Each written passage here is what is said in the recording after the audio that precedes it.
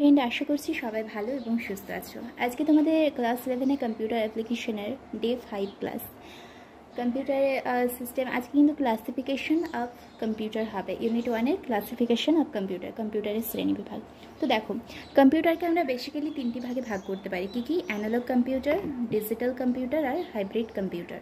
এবার digital computer, analogue আর হাইব্রিডের কোনো তেমন বিভাগ নেই। এবার ডিজিটাল কম্পিউটার যেটা, এটাকে কিন্তু আবারও 4টি ভাগে ভাগ করা হয়। Mainframe computer, super computer, mini computer আর মাইক্রো কম্পিউটার।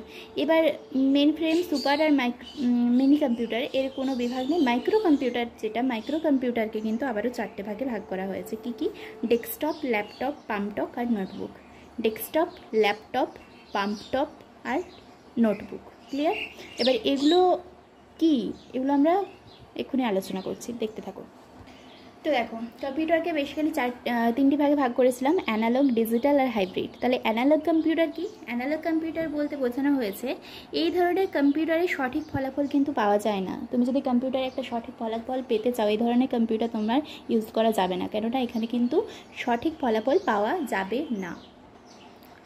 এই ধরনের কম্পিউটারগুলি বৈদ্যুতিক ভোল্টেজের ওঠানামা, কোনো পাইপের ভেতরে গ্যাসীয় বা তরল পদার্থের চাপের তারতম্য। ঠিক আছে? এবার ডিজিটাল কম্পিউটার কি? ডিজিটাল কম্পিউটার বলতে বোঝানো হয়েছে, আগেরটাতে কি হয়েছিল, আগেরটাতে সঠিক ফলাফল পাওয়া যায় না। তুমি যদি সঠিক ফলাফল পেতে চাও তাহলে কিন্তু তোমাকে ডিজিটাল কম্পিউটার, এটা ডিজিটাল যুগটাই ডিজিটাল, তাহলে তোমাকে কিন্তু ডিজিটাল কম্পিউটার ব্যবহার করতে হবে। তো দেখো, ডিজিটাল কম্পিউটার এটা কি?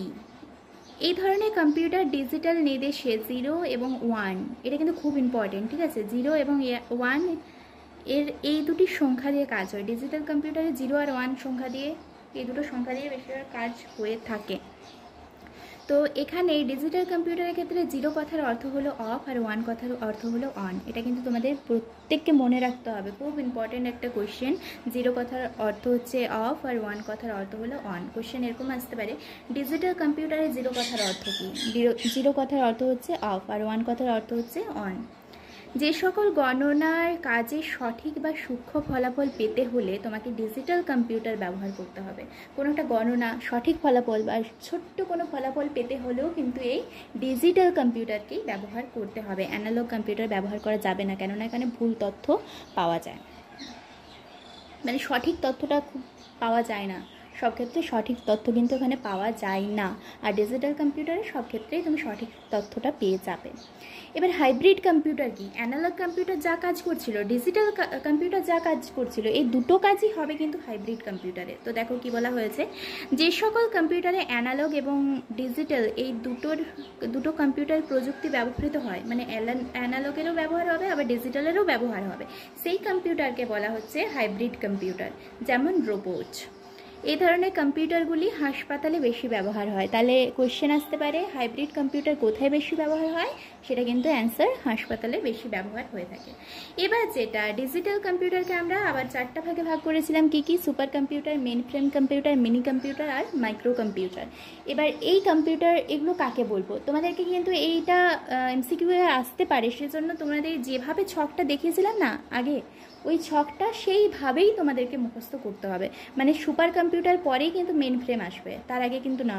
আগে তুমি মেন ফ্রেম লিখে দেবে, তারপর সুপার লিখবে, এমন কিন্তু করা যাবে না। তাহলে এমসিকিউ যদি আসে তাহলে কিন্তু তোমার পুরোটাই একেবারে ভুল যাবে, 0 পাবে।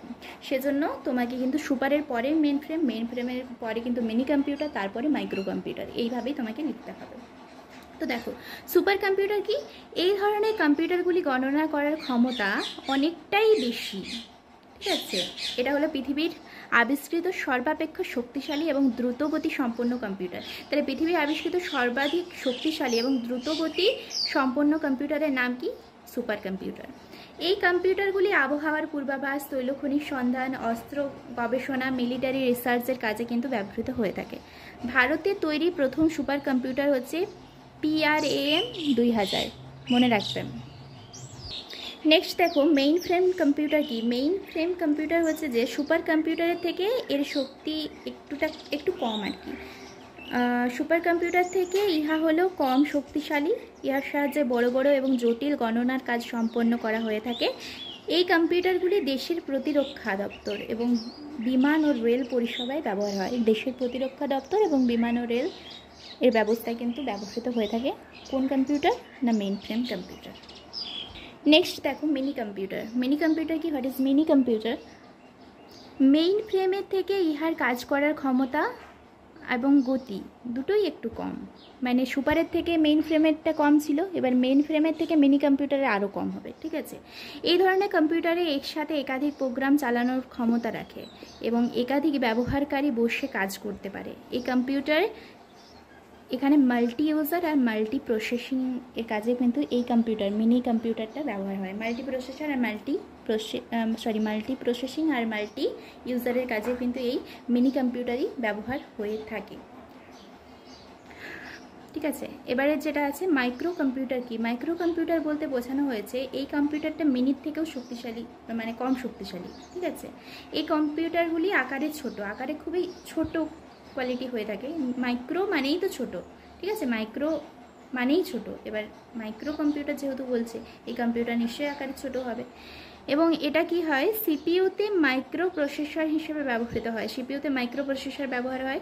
এগুলো সাধারণত বাড়িতে, অফিসে, শিক্ষা প্রতিষ্ঠানে ব্যবহার হয়। তাহলে সাধারণত আমরা বাড়িতে, অফিসে, শিক্ষা প্রতিষ্ঠানে কোন ধরনের কম্পিউটার ব্যবহার করতে পারি? Micro computer. আর মাইক্রো কম্পিউটার কোন ধরনের কম্পিউটার না মাইক্রো কম্পিউটার হচ্ছে এক ধরনের ডিজিটাল কম্পিউটার। এটা মাইক্রো কম্পিউটারের এক্সাম্পল ডেস্কটপ, ল্যাপটপও হবে, পাম্পটপ, তারপরে নোটবুক, এগুলো। আর ডেস্কটপ যেটা, এটাই বেশিরভাগ ক্ষেত্রে আমরা বাড়িতে ইউজ করে থাকি, ডেস্কটপ কম্পিউটার। ক্লিয়ার? তো আজকে এই পর্যন্ত। Thank you for watching my video.